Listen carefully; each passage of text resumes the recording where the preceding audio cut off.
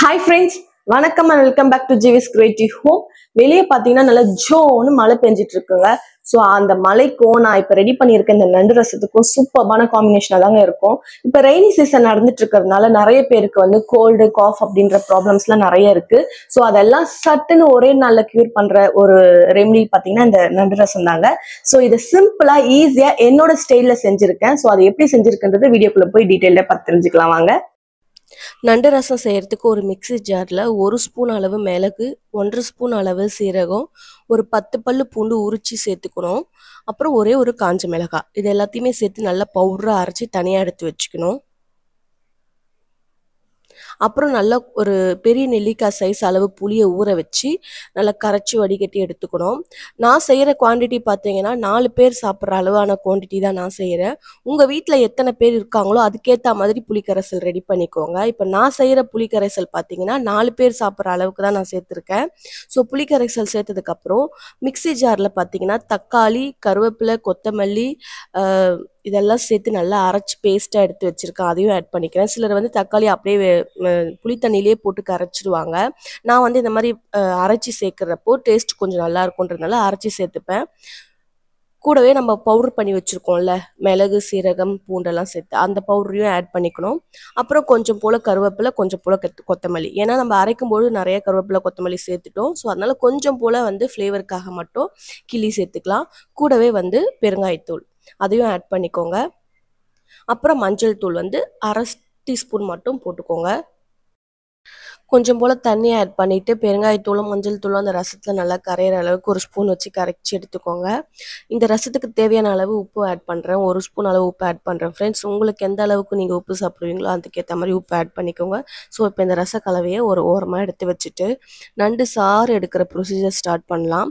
நண்டு பார்த்திங்கன்னா நான் இன்றைக்கி கால் பகுதி தான் எடுத்திருக்கேன், உடம்பு பகுதி எடுக்கலை. ஸோ கால் பகுதியில் இந்த மாதிரி கொடுக்கு இருக்கும்ல, அந்த கொடுக்கெல்லாம் தனியாக பிச்சு எடுத்திங்கன்னா, ஏன்னா அதில் சதை இருக்காது, ஸோ வேஸ்ட்டு தான். ஸோ அதனால் அந்த கொடுக்கு மட்டும் தனியாக பிச்சு எடுத்துட்டு கால் சதைப்பகுதி இருக்க காலை மட்டும் போட்டு நம்ம நல்லா அரைச்சி சாறு எடுக்க போகிறோம். ஸோ இப்போ இந்த தனியாக எடுத்து வச்சுருக்க காலெல்லாம் ஒரு பாத்திரத்தில் மாற்றிக்கிறேன். இந்த பாத்திரத்துக்கு மாற்றிக்கிட்டு ஒரு மத்து வச்சு நல்லா நம்ம வந்து அந்த நண்டு காலெல்லாம் நசுக்கிக்கணும். நசுக்கிட்டு அதுக்கப்புறம் நம்ம வந்து ஜாரில் சேர்த்து அரைச்சி பேஸ்ட் ஆக்கும்போது நம்மளுக்கு வந்து சாறு எடுக்கிறதுல எந்த ஒரு டிஃபிகல்ட்டியும் இருக்காது. நீங்கள் அப்படியே போட்டு கூட சாறு எடுக்கலாம். பட் ஆனால் நம்மளுக்கு வந்து இந்த மாதிரி செய்யும்போது டேஸ்ட் கொஞ்சம் நல்லாவும் இருக்கும், குவான்டிட்டி நிறையாவும் கிடைக்குது. சாறு எடுக்கிறது, அந்த நண்டோட சாறு வந்து நிறையாவும் கிடைக்கும். இந்த மாதிரி நல்லா மைய பேஸ்ட் எடுத்துட்டு இதை நல்லா ஒரு வடிகட்டி வச்சு அந்த சாரெல்லாம் தனியாக எடுத்துக்கணும். நண்டு ரசம் இப்படி பண்ணுறதுனால இருக்கிற ஒரே பெனிஃபிட் என்னன்னு பார்த்தீங்கன்னா, குழந்தைங்க எந்த ஒரு அடமும் பிடிக்காமல் ஈஸியாக சாப்பிட்ருவாங்க. பிகாஸ் அது நண்டு ரசம்னே தெரியாது. ஏன்னா நம்ம சாறு எடுத்து ரசம் வைக்கிறதுனால அந்த குழந்தைங்களால கண்டுபிடிக்க முடியாது. நண்டை நசுக்கி போட்டு ரசம் வச்சா குழந்தைங்க ஈஸியாக கண்டுபிடிச்சிருவாங்க. ஸோ அதனால் சாப்பிடவே மாட்டாங்க. அதனால தான் நான் இந்த மாதிரி ப்ரொசீஜரில் நண்டு ரசம் வைக்க ஆரம்பித்ததுக்கப்புறம் என் வீட்டில் குழந்தைங்க எல்லாருமே வந்து சூப்பராக சாப்பிட ஆரம்பிச்சிட்டாங்க. ஏன்னா குழந்தைங்களுக்கு இந்த காஃபு, சளி இதெல்லாம் க்யூர் ஆகணும்னு நம்ம இந்த மாதிரியான ஒரு பித்தலாட்டம் பண்ணி தான் ஆகணும்.